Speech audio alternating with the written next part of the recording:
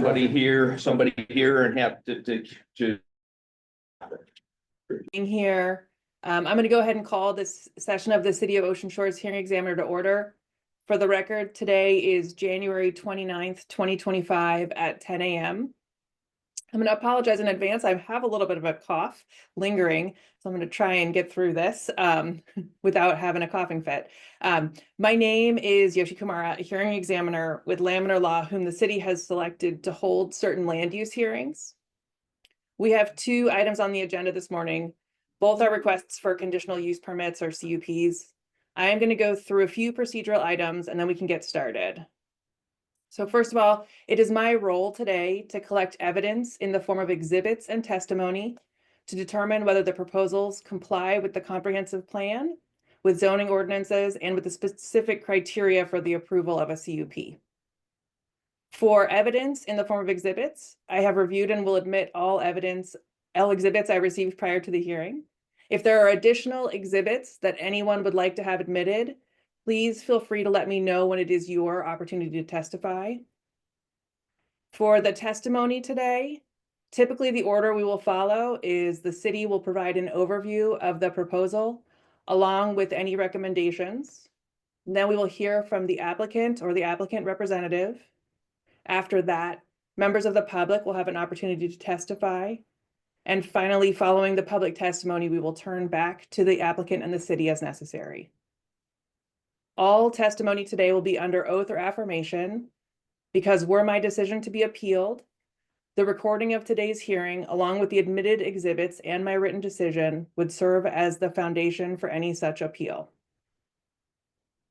And with that, we can go ahead and get started. The first item we will be addressing this morning is CUP24-000005, which is a request for a conditional use permit to allow for a 3-unit common wall residential structure on an approximately 0.23 acre lot located at 563 Sunset Avenue Northeast to be subdivided to allow for individual unit ownership, lot ownership. I received and reviewed several exhibits in advance of this hearing. And these include the staff report prepared by city staff, the CUP application, and various notice materials. And I will go ahead and admit those exhibits into the record. And Mr. Reed, if we can get you sworn in, please raise your right hand. Do you swear or affirm to tell the truth in the testimony that you give here today? I do. Great, thank you. And can you please spell your name for the audio recording and explain your role at the city? Yeah, my name is Marshall Reed, spelled M-A-R-S-H-A-L-L. Last name is Reed, R-E-A-D, and I serve as the lead planner for the city of Ocean Shores in these matters. Great, thank you, Mr. Reed. You may proceed with your presentation. Okay, thank you. Again, this is CUP24-000005, and this is for a common wall subdivision in an R5 zoned area of Ocean Shores. The applicant is Roundup Square Incorporated, located in Ocean Shores, Washington. The project description is Roundup Square Incorporated. Will be located at Division 24, Block 12, and Lot 35. That's at 563 Sunset Avenue Northeast. This is a lot that is 3,328.12 per unit. The zoning in this area is R5. Shown on Exhibit 11, land use, multifamily, moderate density from the comprehensive plan. The surrounding conditions for the zoning, all surrounding properties are zoned R1 and R5. To the north, we have an R5 5-plex and 6-plex. To the south, R5 5-plex and 6-plex on the zoning. East is R1 zoning, and to the west is R1 zoning. The land use designations from the comprehensive plan: to the north is a moderate density, to the south, moderate density, to the east and west are both single family. The existing land use on these parcels: to the north, we have a single family residence is developed. To the south is a single family residence developed. To the east and west are also single family residences already developed.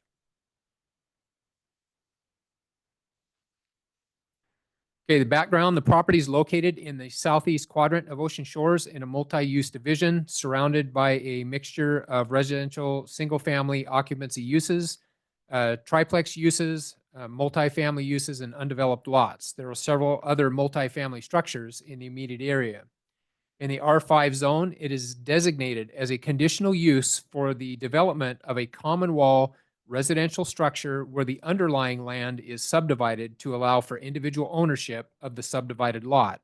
This is pursuant to Ocean Shores Municipal Code, Title 17, Chapter 17, 24-0030, Item C. The public hearing notices for the conditional use permit application, number 5, scheduled for Wednesday, January 29th, today at 10 o'clock, were sent out to owners within 300 feet of the subject property on January 17th, as required by Ocean Shores Municipal Code 1752-090. The hearing information is also available at the City of Ocean Shores website. You can get there on the calendar at osw.osgov.com. Attached are copies of the notice of public hearing and the mailing list. The notice of the public hearing was provided to the Daily World newspaper for publication on January 14th and January 16th, 2025. Staff analysis. The staff has determined that the development project is listed as a conditional use for this zoning district in Ocean Shores Municipal Code 1724. Conditional uses 1724-030C, row house, and other common wall residential developments. The subject property is located in an R5 zone. Multifamily dwellings are permitted in this zone with a maximum density of 1 unit for every 2,100 square feet of lot size. 1724-050, the density regulations, 2 to 6 family dwelling units shall have a minimum lot size of 2,100 square feet per dwelling unit per structure.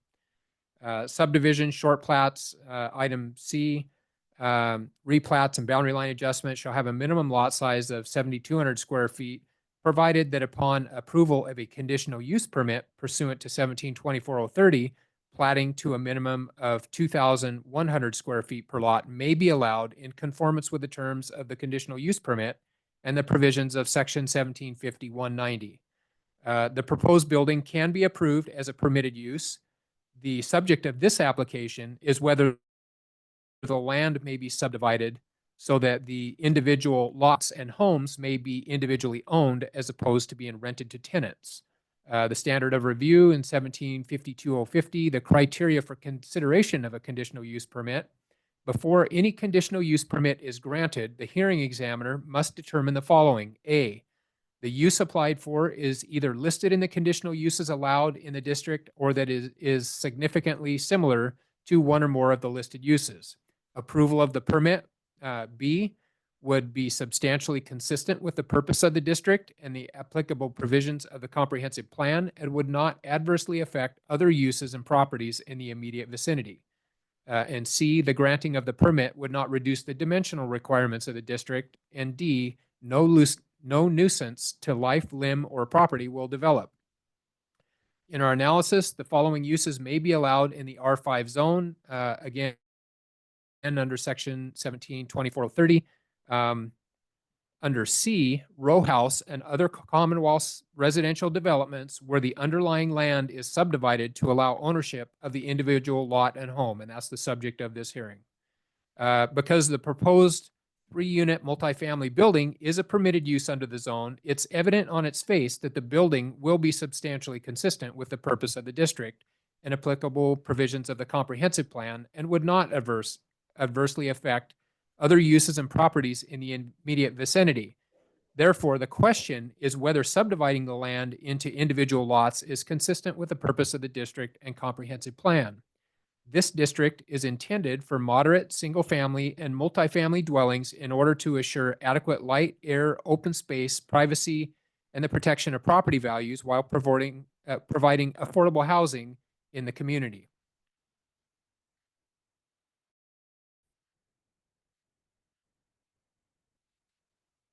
The description, this designation should include a variety of densities up to a maximum of 62 units per acre. Housing types should include detached single-family dwellings, duplexes, townhomes, row houses, and multifamily structures. Where the proposal would allow for this individual unit to be sold to home buyers, the application appears consistent with the purpose of the district. The city's current 2020 comprehensive plan lists the city's housing goals and policies, among which are housing policy number 8, to encourage and promote a wide variety of residential development types and densities in various parts of the city to meet the needs of a diverse population and provide for a variety of housing choices.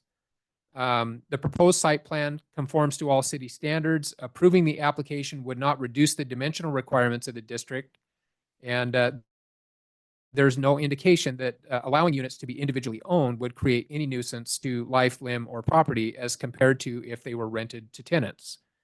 Conditions: if the hearing examiner were to approve this common wall subdivision application, construction, the city would recommend that construction must meet all current building, construction, and fire code requirements. Adequate parking shall be provided as per Ocean Shores Municipal Code 17-54-0060. An approved storm drain design would be provided prior to any permits being issued. Landscaping would be provided per Ocean Shores Municipal Code 17-50-100 and shown on the plan. And the subject parcel that would be subdivided shall be given credit for one sewer utility assessment. Each new parcel created pursuant to the approval of this request should be required to comply with the utility charge in lieu of assessment outlined in Ocean Shores Municipal Code 13-28-025, as well as all system development charges for each parcel based on requirements of Ocean Shores Municipal Code 13-26-065. Similar conditions will apply to the water services required, as well as storm drain and ambulance utility services in various titles of the municipal code. And that concludes the staff report for this project. Great, thank you, Mr. Reed. This appears to be fairly straightforward. I don't have a lot of questions. I did want to clarify, you had listed the unit sizes as equal, sort of, I think about 3,300 square feet. The submitted lot plan shows them in a sort of slightly different configuration, and I just wanted to make sure that, you know, we're providing the Yeah, we've got the right needed buildings on the to right provide the yeah. flexibility for the eventual development, or if needed to sort of specify what the lot sizes will be. I don't know if that's something that the applicant wants to address either. Yeah, I've got his proposed plan here. And lot 1 is shown as 3,542 square feet. Lot number 2 is shown as 2,918 square feet. And lot number 3 is shown as 3,540 square feet. And let's see, do we have a total lot size that's being subdivided of 10,000 square feet? So that would be the correct numbers. Okay, great. Thank you so much. I don't have any further questions for the city. It does look like the applicant is there today. Yes, that's correct. Great. Why don't you raise your right hand and we'll get you sworn in? Okay. Great. Do you swear or affirm to tell the truth in the testimony that you provide here today? Yes, I do. Great. And can you please state and spell your name for the record? Yeah, it's Larry Butler, Larrybutler. And I'm a professional land surveyor. Great. Thank you, Mr. Butler. Now is your opportunity to provide any information on the proposal that you would like me to know, especially if there are things that you would like to emphasize or that the city did not cover. Okay, just one thing, each unit itself is the same, pretty much the same square footage. It's the lots that vary. And I totally agree with Marshall's explanation of the project, and I understand and intend to meet all the conditions of approval. Great. Thank you so much, Mr. Butler. Is there anyone else wanting to testify from the applicant team or the city? No, not at this time. Great. And is there anyone in the room wishing to testify or online wishing to testify on this matter?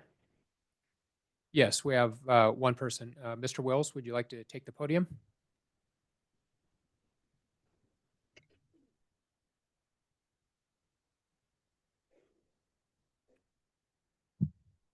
Good morning, Your Honor.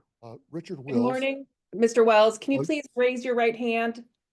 And do you swear or affirm that the testimony you give here today will be the truth? I do. Great, thank you. Can you state and spell your name for the record? Richard Wills, Richard, Wills, Wills. Thank you, Mr. Wills. You may go ahead. So, background, I was on the Planning Commission for nearly 4 years and was deeply involved in discussions about residential zones. I'm currently on the City Council, and it is my informed opinion that common wall multifamily dwellings are the most affordable way to build and then buy your own lot. And as a longtime renter and ultimately a home buyer, it's much preferable to own your own lot than to be forced into renting a lot. So I 100% support this land use. And I would also make the observation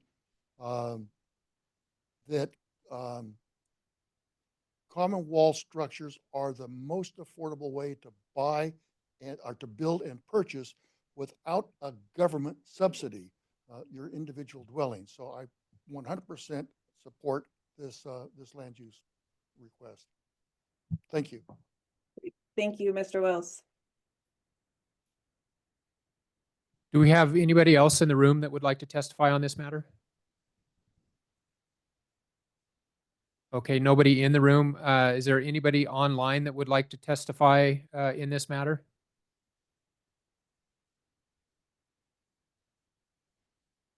If you would unmute yourself, if you're interested in testifying, we'll hear testimony. If not, we'll move on. Great, Doesn't appear, Your Honor, that we have anybody online that would like to testify. great. Thank you, Mr. Reed. Unless there's any last thoughts from the applicant or the city, I will go ahead and adjourn this first matter. I intend to issue my decision on this application within 10 business days of the record closing.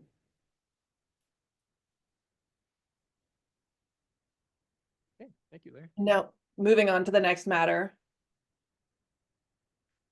Next on the agenda, we have CUP 24-000006, a request for approval of a conditional use permit to allow for the use of the Ocean Shores Food Bank on a property zoned B in the B1 zone located at 788 Point Brown Avenue Northeast.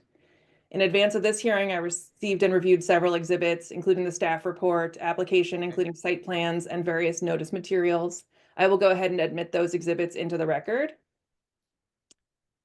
And with that, Mr. Reed, you're still sworn in, and when you're ready, you may begin your presentation. Okay, thank you, Your Honor. The CUP number for this application is CUP 24-000006.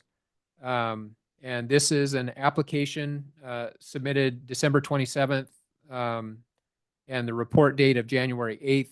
This is an application for a conditional use permit to establish the Ocean Shores Food Bank in a B1 located parcel at 788 Point Brown Avenue Northeast for public and semi-public uses as provided for in Ocean Shores Municipal Code 1734-030A. The applicant, Jerry Rue, the operations manager from the Ocean Shores Food Bank, is present today. And, oh, no, he's not. Excuse me. He was the applicant. I have him listed as the applicant. And they're located at 848 Anchor Avenue in Ocean Shores, Washington. The project description is a Ocean Shores Food Bank, CUP 24-000006. The legal description, Division 7, lots 105, 106, 107, and 108 incorporated. The physical address is 788 Point Brown Avenue, Northeast. The staff report said Southeast, but I can tell you that's not Southeast. So we'll correct that at this point. The size of the lot, 39,815 square feet. The existing conditions on the zoning is B1, land use, retail, commercial. The surrounding conditions for zoning, B1 retail commercial to the north, B1 retail commercial to the south. To the east is B2 general commercial, and to the west is B1 retail commercial. The land use designations for this parcel, to the north is Gateway Corridor, to the south is Gateway Corridor, to the east is Service Professional, and to the west is Gateway Corridor. The existing land uses, B1 developed to the north, south, and to the east is a B2 developed set of parcels, and to the west is B1 developed. The background, the property is located in the northeast quadrant of Ocean Shores in a B1, B2 zone. Specifically, this property is on a B1 zone. In the B1 zone, it is designated for retail commercial, and a conditional use is requested to establish the Ocean Shores Food Bank for public and semi-public uses as provided for in Ocean Shores Municipal Code 1734-030A. Notices, public hearing notices for the conditional use permit application scheduled for today, January 29th, were sent to the owners within 300 feet of the subject property on January 17th as required by Ocean Shores Municipal Code. The hearing information was also made available on the City of Ocean Shores website calendar, located at osgov.com. Attached are copies of the public notices of the hearing, the mailing list. Notice to the public hearing was provided to the Daily World newspaper for publications January 14th and 16th, 2025 editions. The standard of review. Before any conditional use permit is granted, the hearing examiner must determine the following, similar to the last hearing. The use applied for is either listed in the conditional uses allowed in the district or that it is significantly similar to one or more of the listed uses. Approval of the permit would be substantially consistent with the purpose of the district and applicable provisions of the comprehensive plan and would not adversely affect other properties and uses in the immediate vicinity. Also, granting the permit would not reduce the dimensional requirements of the district. And D, no nuisance to life, limb, or property would develop.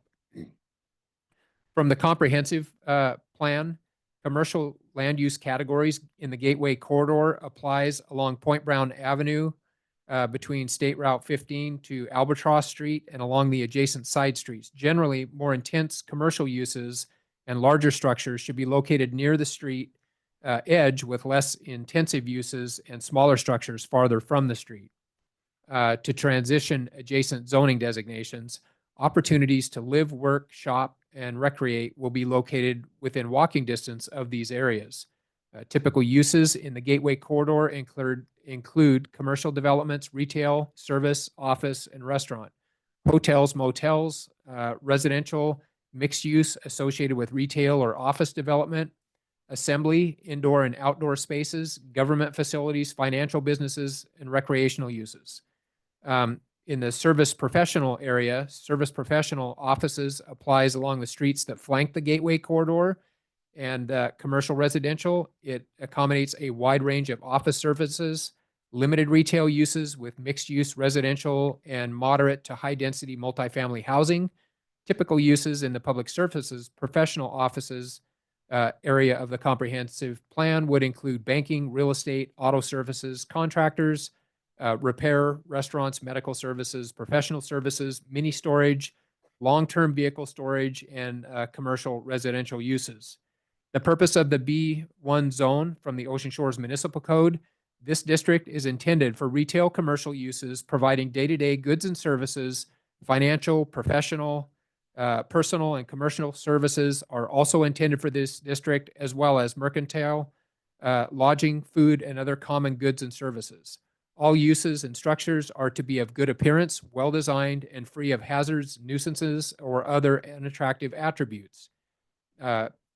B, public and semi-public uses as provided for in 1734-030, which is what this application falls under or is being reviewed under.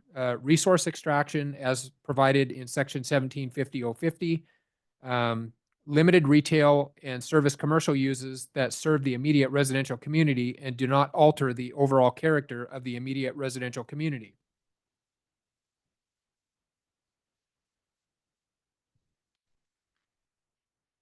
The parking code, location 1754-030, the minimum parking serving a facility shall be located on the same side of the street of that facility. The minimum parking serving a facility shall be located on property contiguous, or exceptions to the above may be made by the hearing examiner if appropriate. Staff analysis. The staff have determined that this development project is listed as a conditional use for this zoning district in Ocean Shores Municipal Code 17-34-030A and is allowable development project permitted in this zone. The following uses may be allowed in the B1 zone, section 1734-10, upon approval of a conditional use permit in accordance with the provisions of 1734-10 and 1734-060. The proposed site plan conforms to all city standards. Approving the application would not reduce the dimensional requirements of the district. And B, there is some indication that some nuisance to life, limb, or property could result if the food bank were sited on the main road leading through the downtown core of the city. One of the concerns that came up was past history has shown that vehicle and pedestrian traffic increases significantly during certain times of the year or certain events held by the food bank. Those times coincide with an overall increase in pedestrian and vehicle traffic due to an increase in visitors in the Ocean Shores area for holiday events. The adjacent streets to the project are both main thoroughfares serving commercial and residential neighborhoods and could not withstand the backups currently experienced on roads adjacent to the current location of the food bank. All structures located at the proposed site are in some state of disrepair and require some form of treatment to keep from detracting from the retail commercial character of the zone. And the conditions, should the hearing examiner approve this application, the city would recommend the following conditions in addition to any conditions imposed by the hearing examiner. Any construction must meet all current building, construction, and fire code requirements. Complete a SEPA checklist and comply with all applicable requirements imposed by the agencies. This would be to comply with the requirements for parking facilities serving 20 plus vehicles, inspections by the building, fire, planning, and Grace Harbor County Health Departments. Adequate parking shall be provided per Ocean Shores Municipal Code 1754-060, which is our parking code.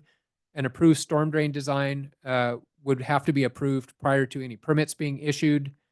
Landscaping would be per Ocean Shores Municipal Code 1750-100C and would be shown on the plan, and provide a potential traffic study or improvements that would mitigate potential traffic and pedestrian congestion or hazards that would result from locating the food bank in this location. And just a little bit of a background, the city staff has met with the proponents of the project, and they are prepared to introduce some proposals to mitigate some of the traffic congestion issues that were brought up. So that will conclude the city's staff report on the proposal. Great.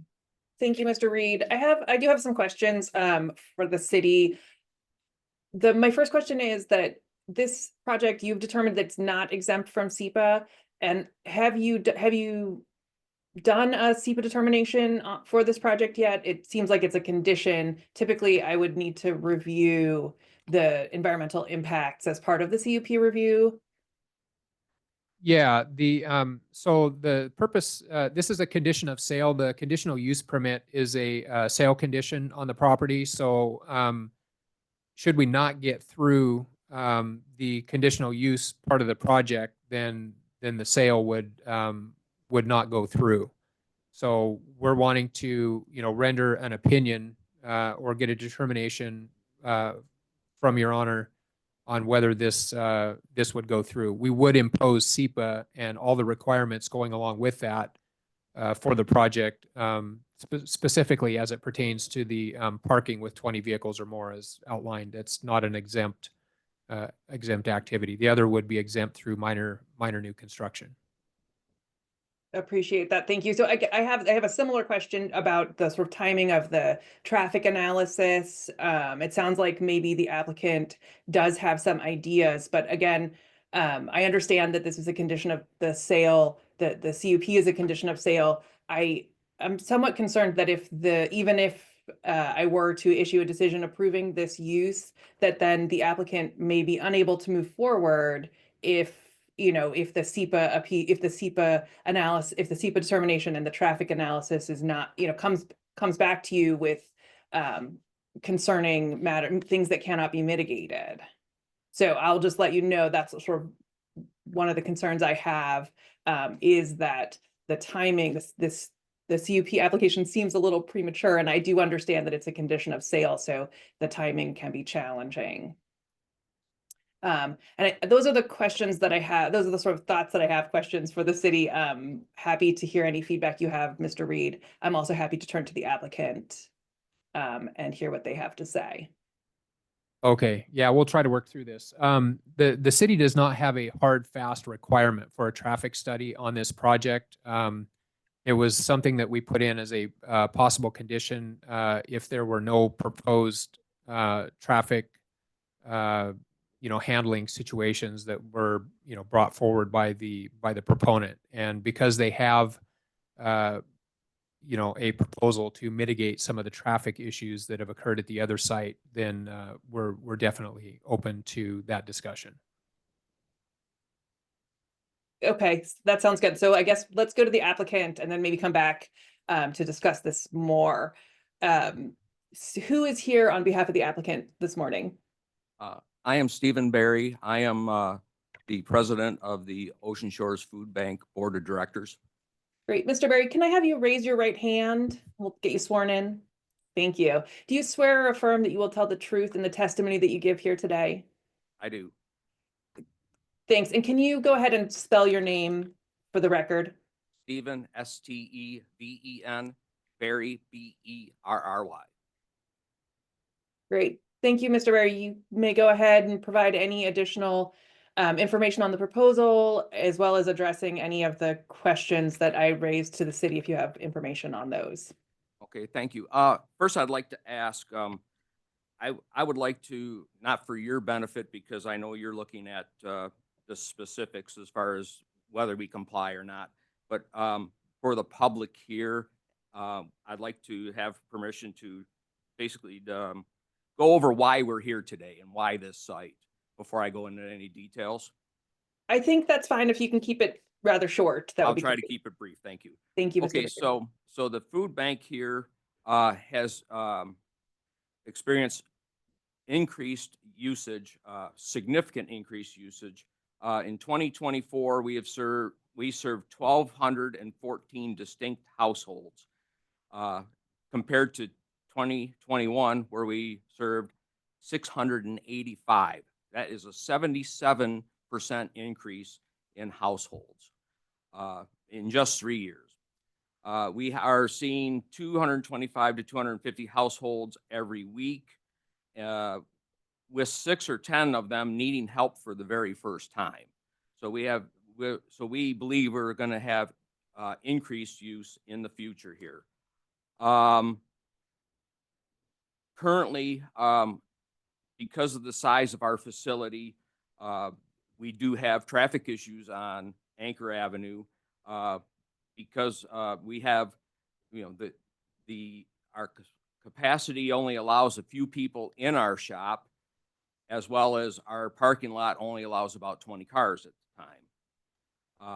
And also the waiting space is all outside under tents. So on cold or rainy days, we have people sitting in tents and in unheated area, and also could be exposed to the rain as well. So we've been searching for a property for several years now. In 2022, we purchased a 2/3 acre site by the Galilean Lutheran Church. But we had an estimate on a new facility, 5,000 square foot facility, and it was far exceeded what any anticipated costs were. So between 2022 and 2024, we're searching for an existing facility that could house that would be suitable for our use. For one reason or another, they were either unavailable or they just did not fit the needs and would be considerable cash layout.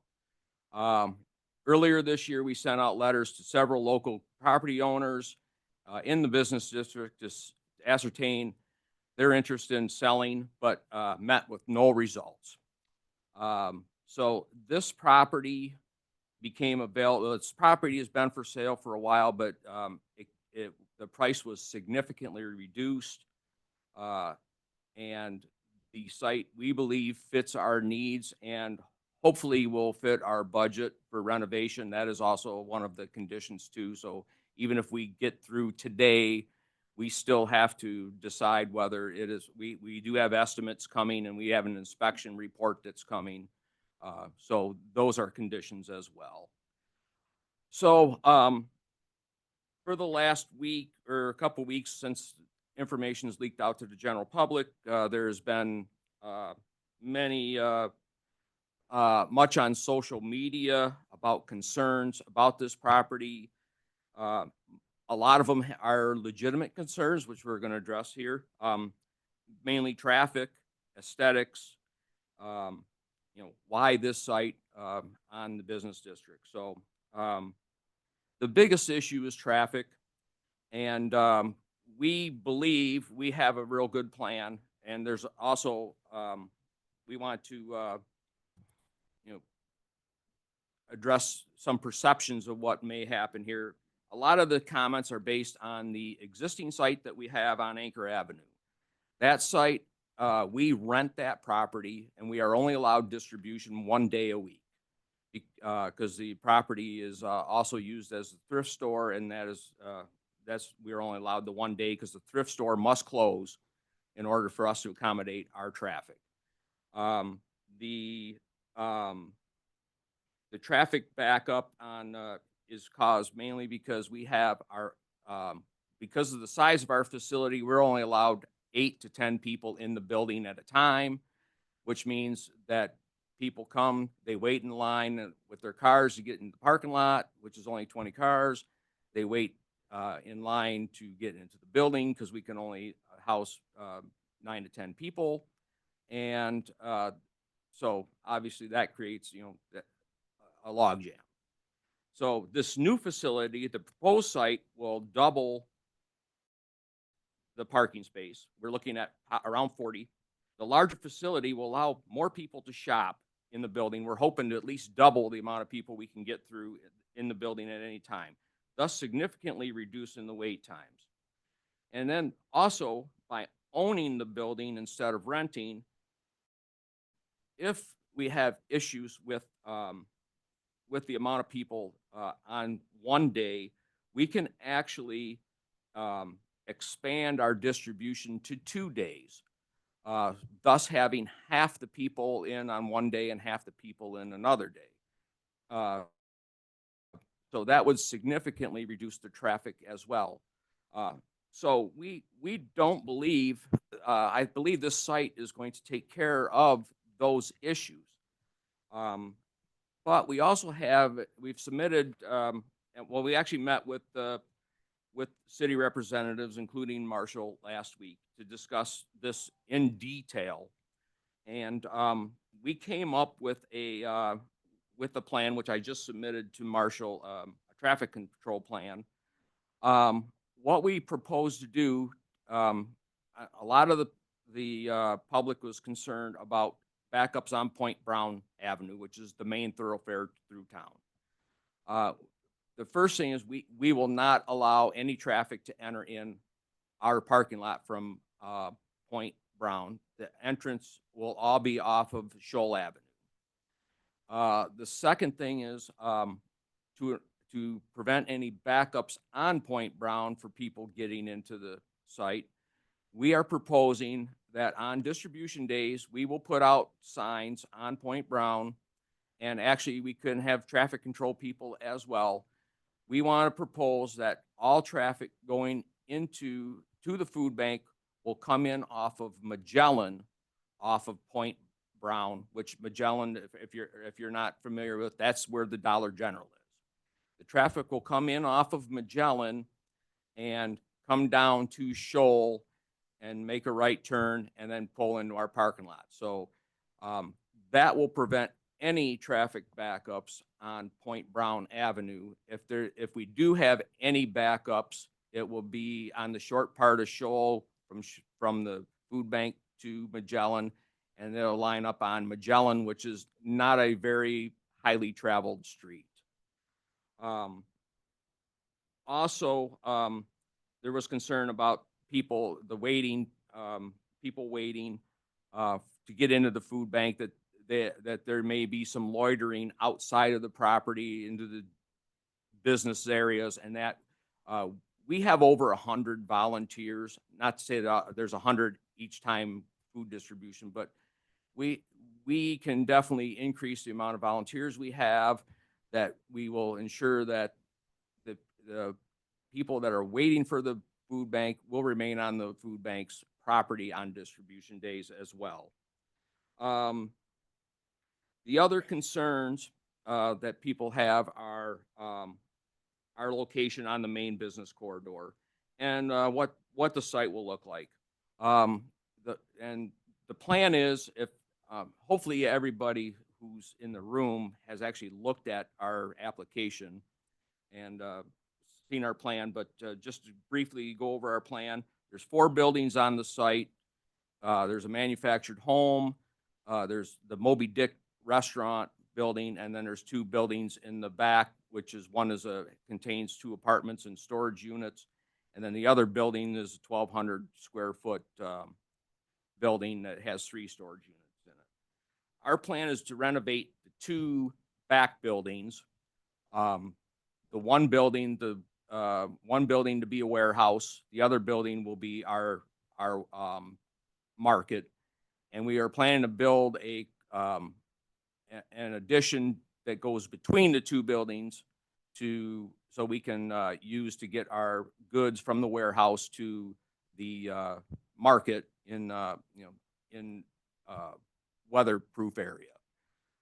The manufactured home that's there, it's a triple wide. We plan on selling that and having it with the seller moving the building off-site so we can use that area for parking. And we already have very serious, incredible interest in that building, so we're sure that that can be taken care of very quickly once we close on the property. The Moby Dick building, we plan on separating that parcel, making a separate parcel for the Moby Dick building, and with the help of our volunteers in the community, clean that building up to make it look much more presentable than it is today, and putting it on the market and selling it with the proceeds going to our renovation work. There's also, because we will have approximately 40 car parking lot right at a main intersection in the city, and our use of that parking lot will only be probably 2 days a week during the weekdays. We can also make this parking lot available for public parking to the city on weekends and the holidays, and it also can be, the city is working on a pedestrian improvement plan for that corridor, and this parking lot can be incorporated into that plan, because there will probably be loss of parking in some of the businesses to accommodate the pedestrian traffic or the pedestrian improvements. So this parking lot can be used, since this is going to be a community building. It's just not. It doesn't just belong to the food bank. There were some other comments on social media, which, well, where's the food bank come up with all this money for this property? They got all this money sitting around for this property. Let me assure you, we don't have all this money sitting around. We will be financing this property. We will be actually, we've been offered a land contract, so we will be paying mortgage payments on the property, and we will be having a capital fund campaign to raise money to do our improvements. And Also, since we will own a piece of property instead of renting it, we will qualify, there's many grants that we may qualify for that we don't qualify for right now because we do not own our own facility. So, so we are definitely going to need the community's help in making this project go. And also the one other concern was how the site was going to look and aesthetics. We all at the food bank, we are all citizens and residents of this community. And we care just as much about what this property is going to look like and how it represents our city to both the residents and the tourists and visitors coming in. So we will make sure that you know, this building is a plus for the community and not what you're looking at now. You know, this site's been vacant for a little while. It's been deteriorating for a long time. If we don't come here and do this, chances are this site might sit for years and deteriorate further. And, you know, so we just feel that this is a plus. We understand the concerns of the community, and believe me, we have discussed this at our board meetings, and we do plan on being good neighbors. Thank you. Anything you want to add? Anything, Tony? You need to get sworn in there. Thank you, Hi, Mr. Reed. Good morning. If you could raise your right hand, we'll get you sworn in. Thank you. Do you swear or affirm that you will tell the truth in the testimony that you provide here today? Yes, I do. Great. Can you state and spell your name and your role, please? Anthony Pothier. It's Anthony. Pothier, Pothier. And I'm part of the operations team. We manage the day-to-day activities at the food bank. Great. Thank you, Mr. Pothier. You can go ahead and provide any additional information. Okay. I just wanted to review the traffic issues that we potentially could have. So today we, on average, we back up about 40 cars prior to opening because we keep the gates closed. In our new facility, Steve had mentioned that we have 40 parking spots available, and we potentially have more than that.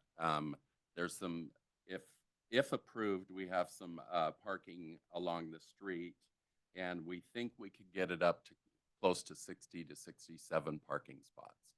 So based on that, knowing that our backups are averaging around 40 when we first open up, the lot itself could handle those folks that back up. We won't have any fences. They'll be able to come in and wait for their turn to come into the food bank. And I think that was the main concern that I saw. Great, thank you. I don't have any questions for the applicant team at this point. So, Mr. Reed, going back to the question about the traffic study, it sounds like maybe the city is okay. The city is sort of has reviewed this plan that's being proposed and would be okay not having a traffic analysis done given these, given this plan. Right, based on the volumes that of their current operation and the holding capacity in this layout and the proposed entrances and exits of the facility, we don't see that there's going to be a problem with Point Brown Avenue. Okay, thank you. And with that, I think I know that there are people in the room and online who are wishing to testify. Why don't we start with the people in the room? Okay. Great. Mr. Wills, we'll start with you.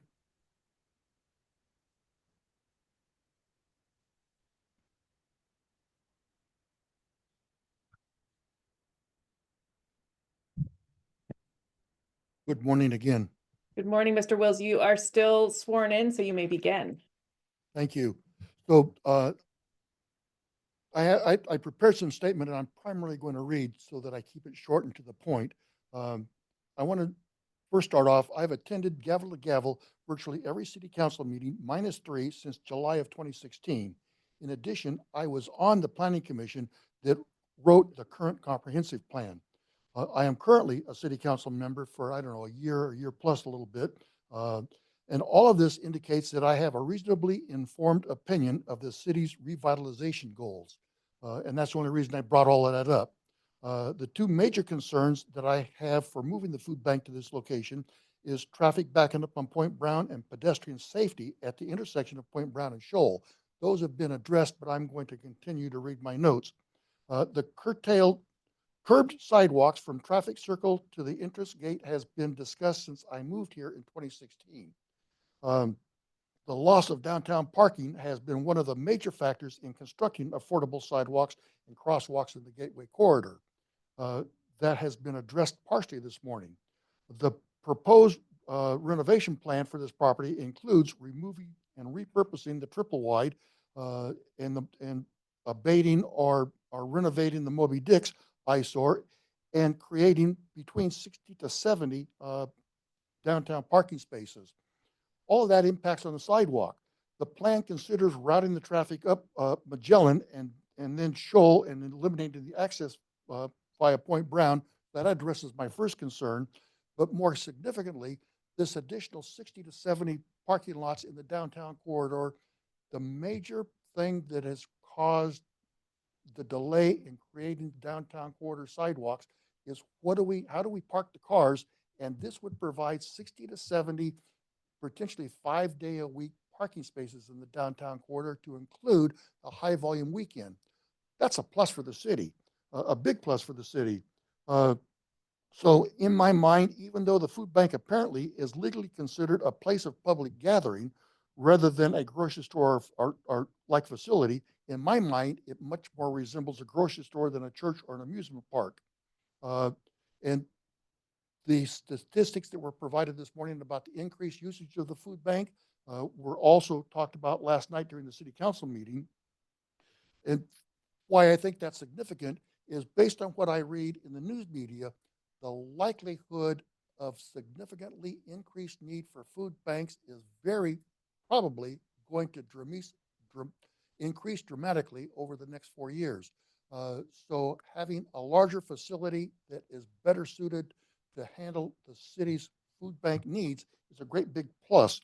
So in conclusion, if the food bank purchases the property and follows the published renovation plan, the city will, one, gain 60 or more downtown parking spaces, facilitating the construction of sidewalks and, in addition, the crosswalk that we sorely need at Shoal and Point Brown. Two, we'll have a major Gateway Corridor eyesore mitigated. And three, will provide a much needed, larger and more efficient food bank distribution center. So I sincerely hope that the law allows you, Your Honor, to favorably rule on the potential conditional use format. So thank you. And if you would like, I will give my notes to the city clerk, who can forward them to you in case you want them. Great. Thank you, Mr. Wells. Mr. Anderson?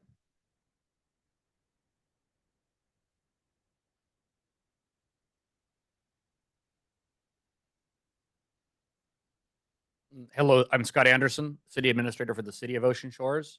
Good morning, Mr. Anderson. Can you raise your right hand? We'll be sworn in. Great. Do you swear or affirm to tell the truth in the testimony that you give here today? I do. And can you spell your name for the record? Thank you. Absolutely. Scott, S-C-O-T-T, Anderson, and this is the tricky part, A-N-D-E-R-S-E-N. Thank you. Thank you. Go ahead. For legal reasons, the city will take no official position on the move, but I will echo some of the sentiments that Councilmember Wills just gave us. We did do a walkthrough along with our city planner, Marshall Reed, and Mayor Frank Eldwin of the facility. Our biggest concern was, of course, traffic and the traffic problems that might be stem from that location. We are satisfied from a visual standpoint of what we've seen and what we've heard of how they would manage, the food bank would manage that traffic flow. So it is not a concern that truly impacts the city at this time. Would also I recommend what Council Member Will said, the possibility of getting an additional 60 to 70 parking spaces that would be available throughout most of the year would be extremely valuable for the city. And it's at such a location that it would help solve some of our problems with regards to creating sidewalks down the Point Brown corridor. And then lastly, and this is from my personal standpoint, obviously I know the food bank is a really integral institution within the city. It serves a lot of our needs. It has outgrown its space. And I just think we need to keep that all in mind as we move forward. Thank you. Great. Thank you, Mr. Anderson. Yeah, ma'am in the red. Yeah.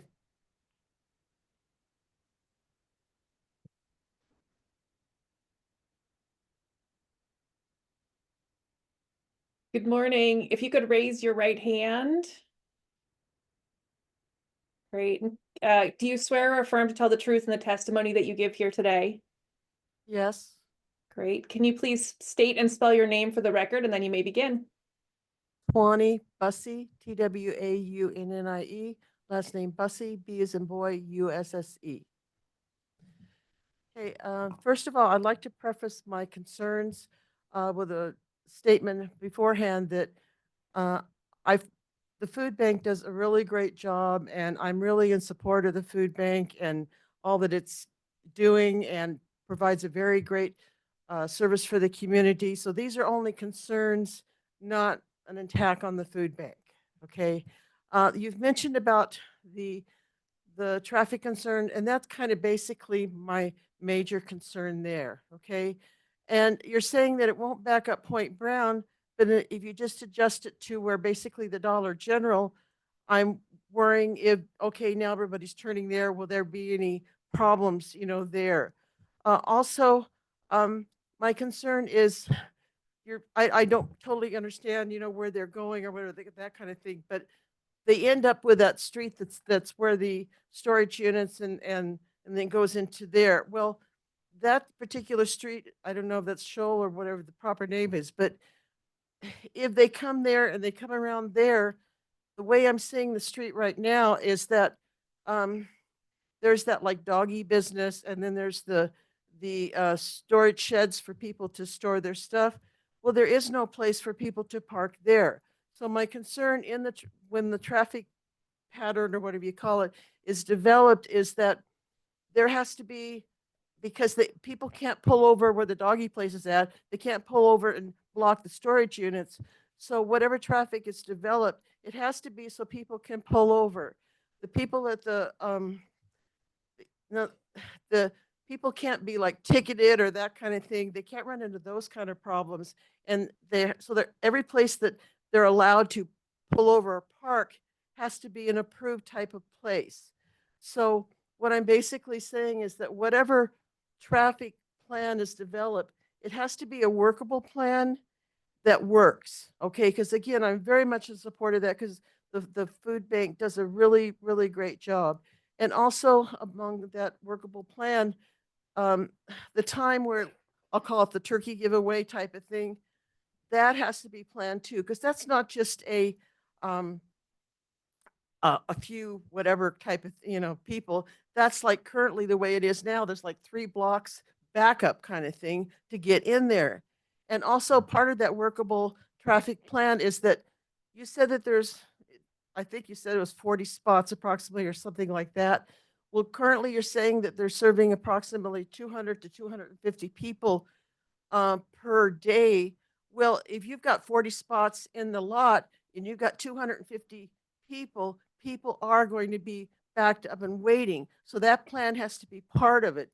And again, I want it to be successful. I'm only bringing up concerns. And so also the people that are coming into the lot before it opens, officially or whatever kind of thing, how is that going to be handled? Will there be any problems there? Because nobody's directing before it opens, or maybe there will, I don't know, but that type of thing. And also as part of the plan, I think would be a good idea is that you have your plan and then you revisit it if there's any problems, how you will address it. And my last concern to bring up is that I know that you say maybe they're putting in a sidewalk or something like that where that street is. But I do have some concerns there because people, they're not gonna walk up to where the current light sidewalk is type of thing. They're gonna cross there where the bank is and that kind of stuff. So you've got people, walking across that don't come in cars. And so how is that gonna be handled? Because safety to the people who are going to the food bank there, and also safety to the people on Point Brown. And also, um, what I'll call the tourist season.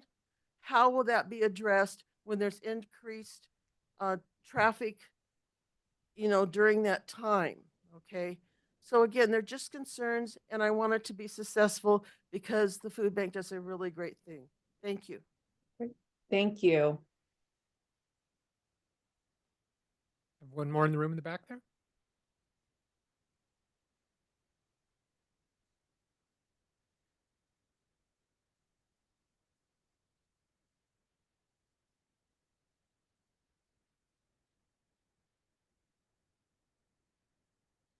Good morning.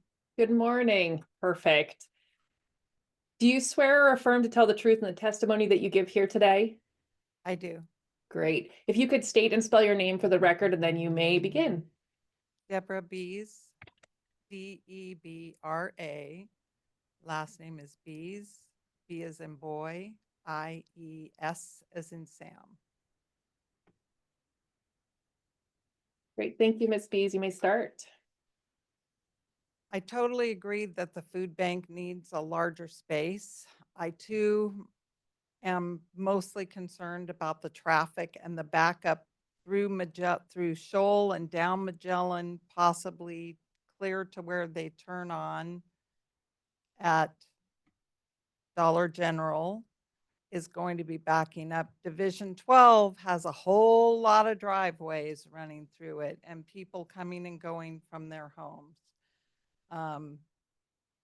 It's really not fair to them to be penned into their driveways. I mean, there's many more driveways there than there are on their route in now. So that does need to be addressed. And two, you mentioned that there would probably be 40 spots within the parking lot there and maybe another 20 on, you referred to it as street parking. We have no street parking, so where is that coming from? Is my second question. Thank you. Great. Thank you. Mr. Reed, are there other people in the room wishing to testify? Yeah, we've got one more. Okay, great. Thank you. Lynn. Hi, Good morning. Thank you for raising your right hand. Do you swear or affirm to tell the truth in the testimony that you give here today? I do. Great. Thank you. Can you please state and spell your name for the record, and then you may begin. Lynn Budefeld, Lynn. Last name Buedefeld. My concern is what a wonderful job you do.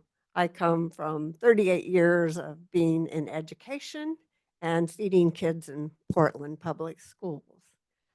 You do an amazing job, but with that, I'm a big walker. I spend every day walking 4 or 5 miles. I've walked that just yesterday, and I will tell you, I'm good at crossing streets and getting places. And what you're talking about, we really don't have it as far as safety and adequate walking and sidewalks and getting to you.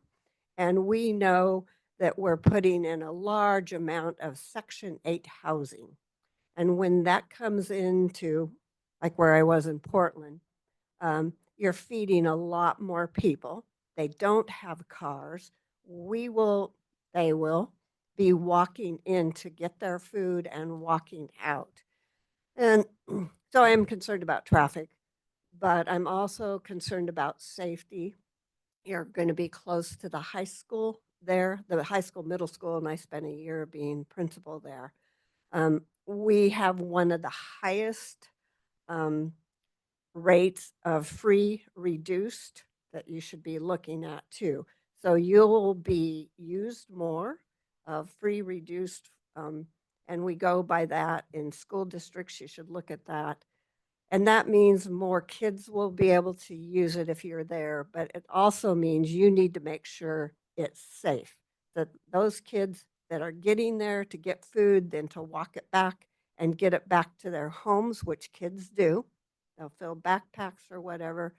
What are your times? How will you work with the school and the school district, which you should be to provide food to, and getting kids, if you're that close, getting kids there and getting them safely and then back to school. Thank you and good luck. Thank you. And is that Go the ahead. last person? I've got one more here in the room. Okay, great. Thank you, Mr. Reed.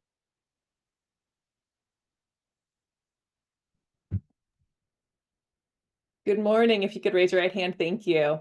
Do you swear or affirm to tell the truth in the testimony that you give here today? I do. Great. If you could please state and spell your name for the record, and then you may begin. Sure. Nancy, Nancy Milliman, Milliman. I'm a citizen of Ocean Shores, and we did purchase our house in 2001. We've been full-time since 2009 and have watched the city grow immensely. And yes, our food bank does a fantastic job. Obviously, a very much needed service, and I think we're all glad that they are here. I do have some concerns because we have kind of been here for a long time.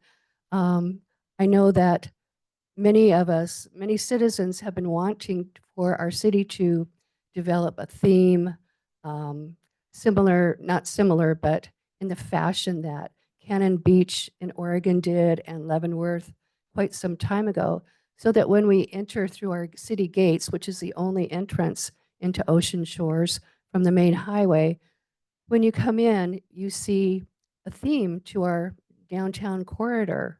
And I know it took Cannon Beach quite a while, but I remember in the 80s, Cannon Beach was nothing to write to home about. And now it's just such a delight to go down their main road because it's cohesive. And I have not been to Leavenworth, but I hear the same thing about how they were able to develop the city to get together. So I know that our mayor and there's a committee as well as students at the University of Washington. They're working on our hopefully new vision for our community at the main gate entrance. And I just, a food bank I don't think requires being located on prime real estate in our downtown corridor. People who need their services will find it and know where to go. You could kind of compare this to a block of condos wanting to go in next to some just regular single house dwellings. And I know in the past, and I don't know for a fact, that Galilean in the past did support the food bank and the thrift store, which are next door to each other. I don't know what the current arrangement is, but I do know that Galilean Lutheran Church owns 8 lots in that same vicinity around Anchor Avenue. And I'm just wondering if they're able to help out. But I know the gentleman here, Mr. Berry, he said that they did buy a plot, but because of the cost to build, it was out of the question. So I'm wondering if the plot that they have, if they can go ahead and just pursue the grants and funding like he suggested to build on the lot that they already currently own. And it's on Anchor, and that's where people are usually used to going to get their food from the food bank. And I know a few of those lots are 810 and 812 Dew Court and 812 and 844 Anchor Avenue that might be able to work out. Anyway, I know that the food bank provides a wonderful service, but I can't envision this particular service, which is requiring an exemption to be on our main corridor. And I don't know if you've been here, but sometimes when it's the end of a weekend, our traffic is backed up all the way past our traffic circle, which is at our main intersection.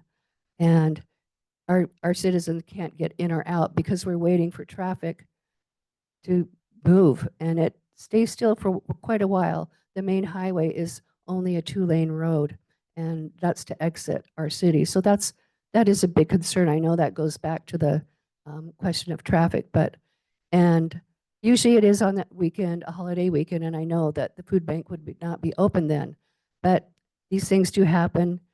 And obviously, in the case of a catastrophe, that would really be bad as well. Our traffic is a major issue here, but thank you so much for listening. Thank you, Ms. Milliman. Do we have anybody else in the room?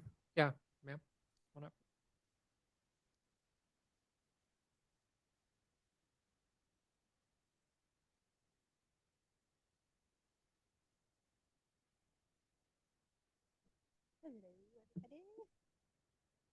Good morning. Thank you for raising your right hand. Do you swear or affirm to tell the truth in the testimony that you give here today? Yes. Great. And if you could state and spell your name for the record, and then you may begin. My name is Sophia Mazin. First name Sophia, Sophia, Mazin, Meyzen. Okay, so first I want to just say thank you to everyone who's here in support and to bring up their comments and concerns. I am also on the board of directors for the food bank, and I know that there's been a lot of deliberation and we've addressed a lot of these concerns and talked about them. And where the building stands right now, I feel like it's been an eyesore for many years. I used to work there 15 years ago at Moby Dick's when it was Sandcastle, and it was kind of worn down then, and it hasn't really changed much. I think that this provides an opportunity for us to beautify that area a little bit. You know, it's very worn down. The location that we're looking at is actually pushed back from the main road, and we are hoping to, as Steven said, fix up the restaurant and sell it, which is the closer building to that main road of Point Brown. So that wouldn't really technically be, you know, the food banks per se. So hopefully that will give more back to the business. So the buildings that we're looking at that are pushed back are actually closer to services. There's storage areas, the doggy wash area, the plumbing area just right on the back street right there on Seashore. And so in my opinion, it's pushed way back and it's not really going to mess with that main road of Point Brown. Crossing the street, I know I grew up out here. I spent a lot of time out here. I walked home from high school on that road. I get it. There is a lot of traffic and people are already crossing the street from that area over kind of, you know, where City Hall is and stuff to go to the market and the Rhino, or, you know, just to walk in that area in general. So I just don't really see that much of an increase in the foot traffic because it's already happening. And especially with the tourism, I feel like we have an idea, if we do get the location, that we're going to have people out there, volunteers, helping mediate the people walking around. So I don't feel like they're just going to be out there all alone, you know, dependent on traffic. We will have people to guide them and, I don't know, possibly help people cross the street. I'm not sure, you know, it's all kind of up in the air, but the parking, yes, right now, our current location, I feel like they're being generous, saying that you can fit 20 cars in there. I think that I've tried to park there many times, and I wouldn't say you could fit more than 15. So the increased parking that we would have, I think, after looking at the projected plan for parking, you could easily get 40 to 65 vehicles on that site. And yeah, that's basically all that I had. But again, I'm grateful that everyone shared their concerns, and yeah, thank you for your time. Great, thank you very much. Do we have anybody else in the room that would like to testify? Ma'am, come on up. All right. Great, if you could raise your right hand, thank you. Do you swear or affirm to tell the truth in the testimony that you give here today? Yes, I do. Great, thank you. If you could state and spell your name for the record, and then you may begin. My name is Linda Berry, Lindaberry.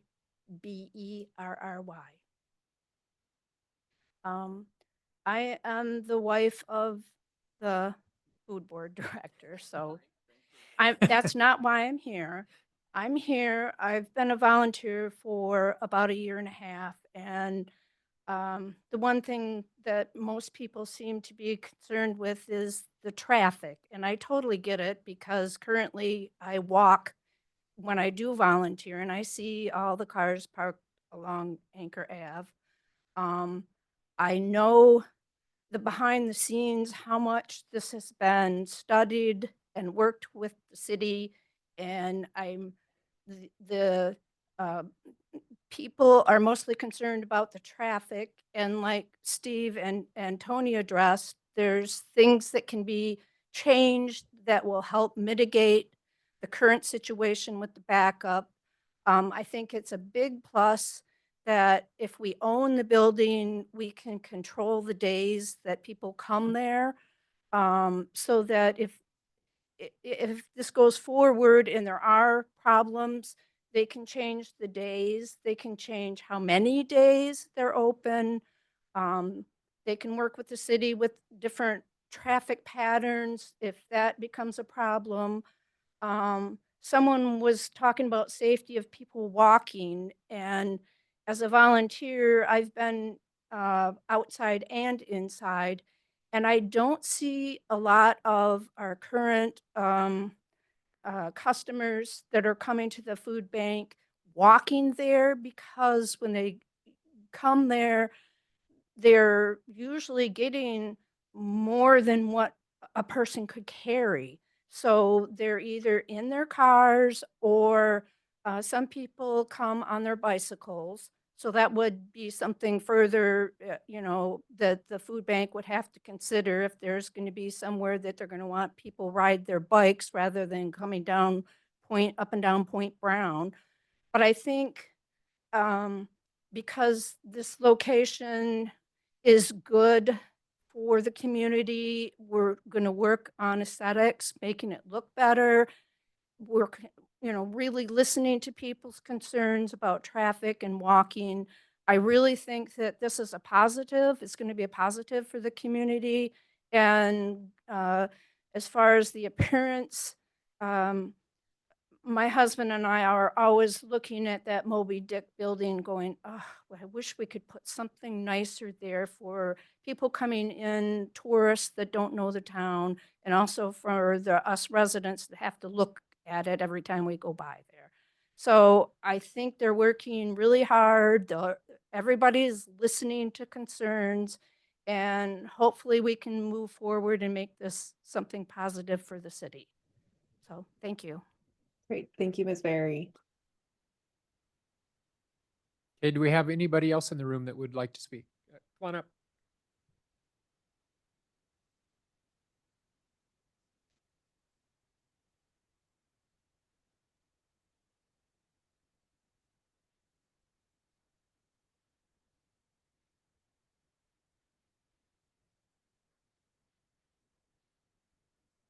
Good morning. Do you swear or affirm to tell the truth in the testimony that you give here today? I absolutely do. Great. If you could state and spell your name for the record, and then you may begin. Certainly. My name is Brian Anderson. That's Brian. Anderson is Anderson. My wife and I have lived in Ocean Shores for going on 6 years now. The month after we arrived, I began volunteering at the Ocean Shores Food Bank. I am a retired food bank manager. I used to run the Pike Market Food Bank downtown Seattle. So it was a good fit for me. And I just wanted to say one thing about our food bank. And I do have like a 20-year plus experience in food distribution systems. We are a remarkably flexible and understanding bunch of volunteers. We are an all-volunteer organization, but we take very seriously what we do and how we do it and its impact on this city that we all live in. We have made many changes as I have been here for over the 6 years. We used to share the parking lot on distribution days with the thrift store. And when the pandemic came and we had to turn to a drive-through distribution, we made that arrangement with the Galilean Lutheran Church and the thrift store that they would be closed on our distribution day. And then we would have access to that whole area and that parking lot so to help us get that done. As we came out of the pandemic, we switched to what we call a grocery store model, where people come, park their cars, are given a shopping cart, come into the food bank and shop, and then we take their groceries out to their cars. We have run into lots of trouble over these 6 years out there on Anchor Avenue with traffic, and so I really appreciate the concerns and also the strategies that the Food Bank Board is considering to mitigate that, because it is a real concern. And also with the pedestrians, we don't have, as Linda Berry just said, a huge number of people who walk in. That could change. But what we do have is an incredible volunteer force who notice problems and who make sure that when we notice them, we address them. So if we need to have crossing guards, we will have them. We have a very large volunteer force. I'm so proud to be one of those people. And as concerns come up, we will address them because we always have. Thank you. Thank you, Mr. Anderson. Is there anybody else in the room that would like to speak before we go to our online participants? Okay, nobody else in the room. Do we have people online that would like to testify? If you're online and you would like to testify this afternoon, you can go ahead and unmute.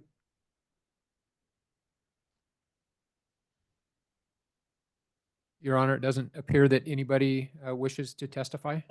I see Ms. Connery, maybe. All right, perfect. Okay. Let's go ahead and get you sworn in. Do you swear or affirm to tell the truth in the testimony that you give here today? Your Honor. Thank you. And if you could state and spell your name for the record, that would be great. Thank you. Susan, S-U-S-A-N, Canary, C-O-N-N-I-R-Y.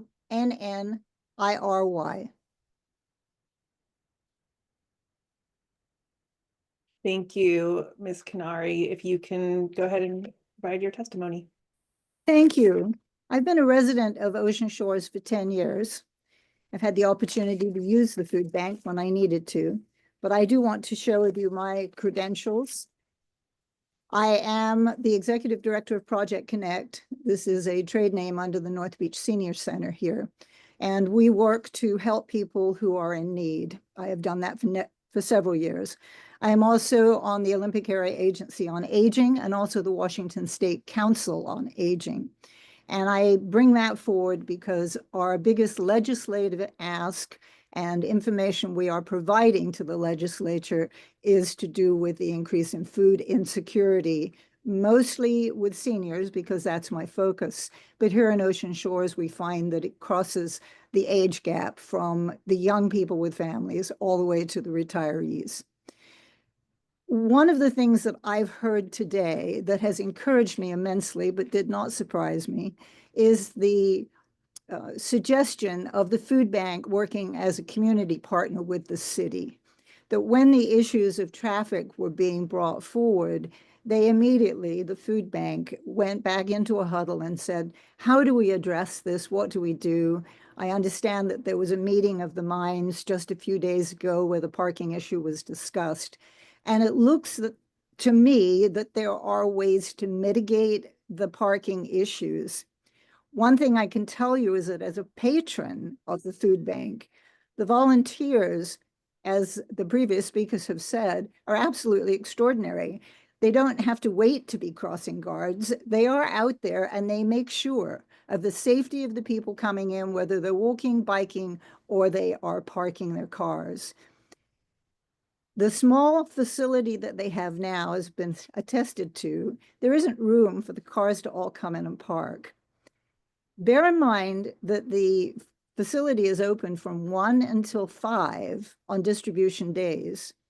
Yes, there's a few people who come, more than a few, dozens that come early. They want to get there and get their food while they can.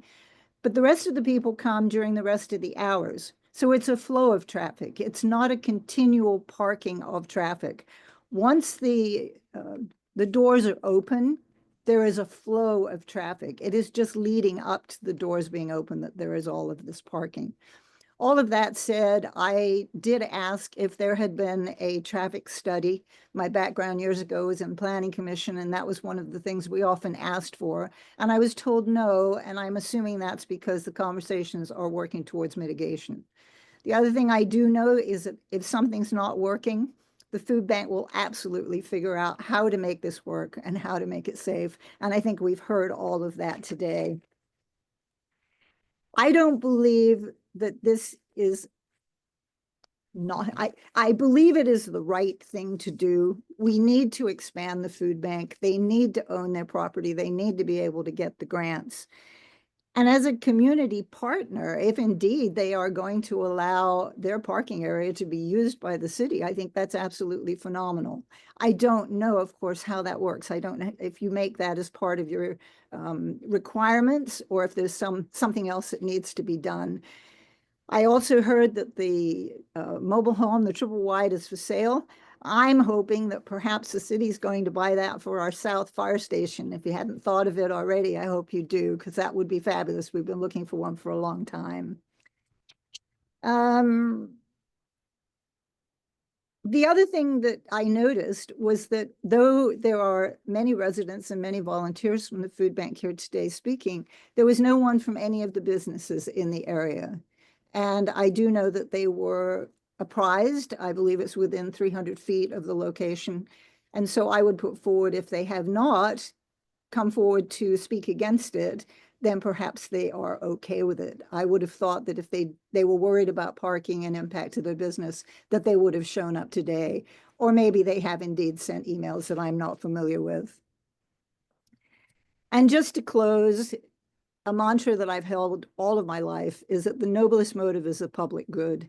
And what I'm hearing here from the food bank and also from the city is that we are working to help people in Ocean Shores who are struggling. And I do believe that this partnership and how the conditions are placed forward are some that can be worked out and that we can indeed move forward and have a bigger facility. We're only going to need it. There are more and more people who are coming in. Your Honor, thank you for the opportunity to speak today. Great, thank you. Are either of the other people who are online wishing to testify today?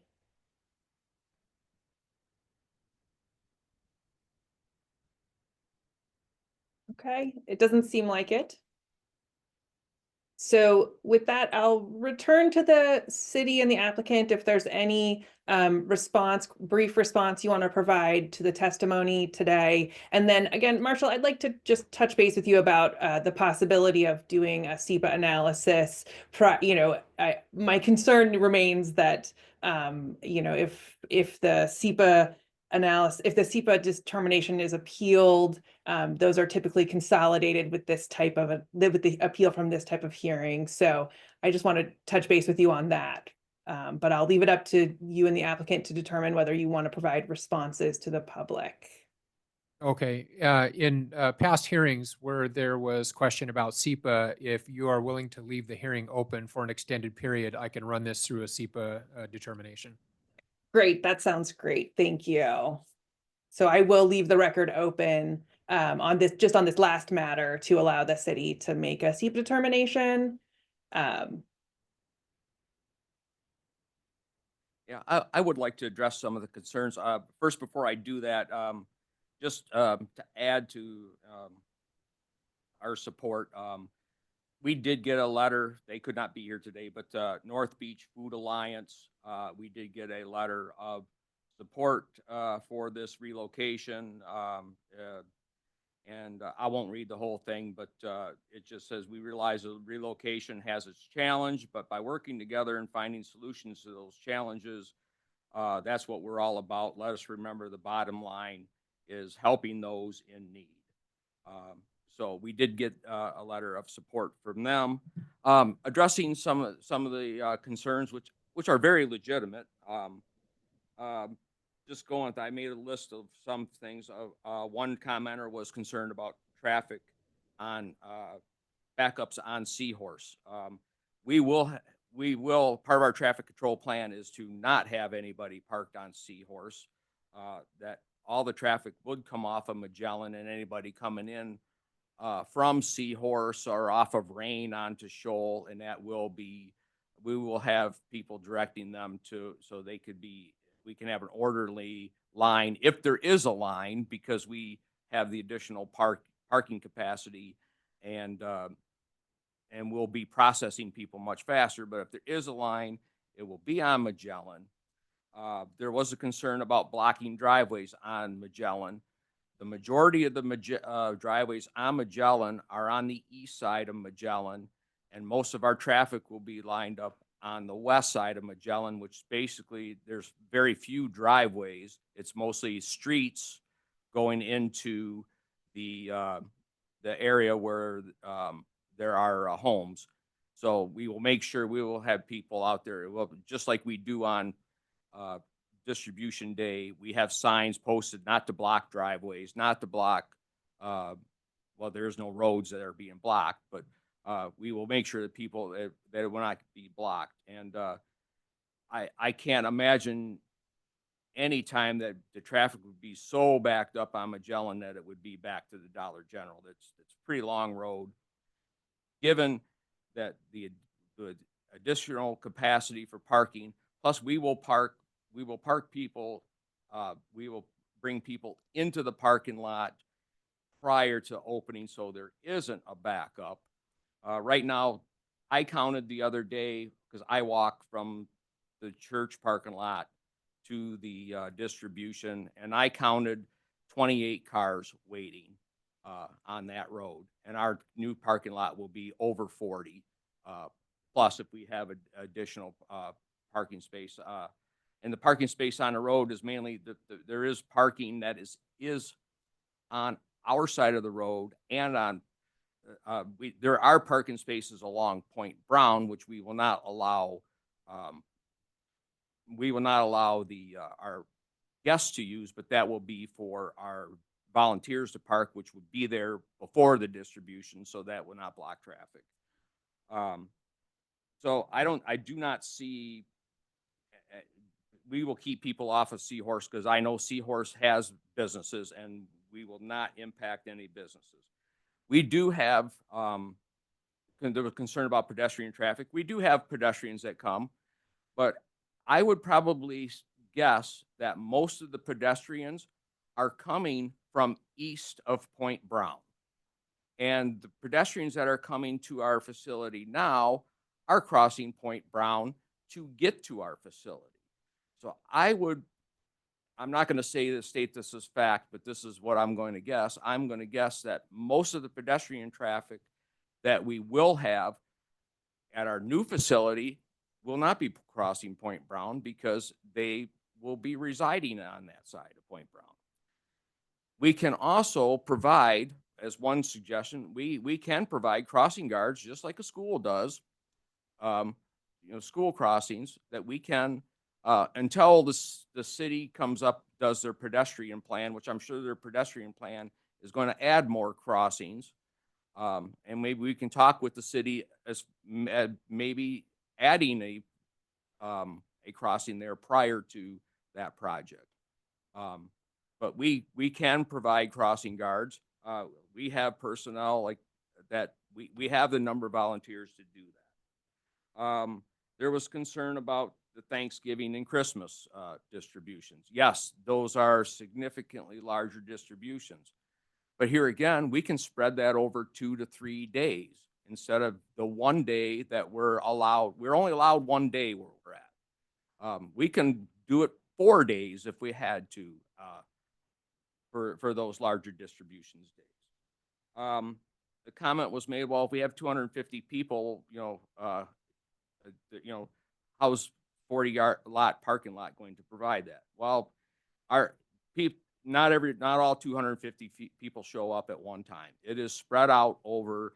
We're actually open 12:30 to 5 right now, so it's 4.5 hours, and it's pretty steady flow for that whole time.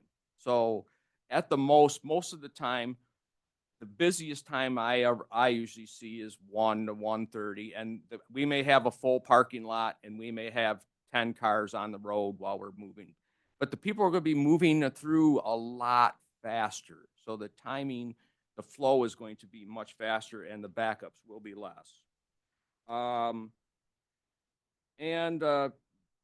comment about, and I kind of thought this was coming, was, well, how does this fit with the city's vision on the so-called theme that is being discussed in the commercial district? Well, if there is a theme, and it's already been suggested to us, and we're open to it.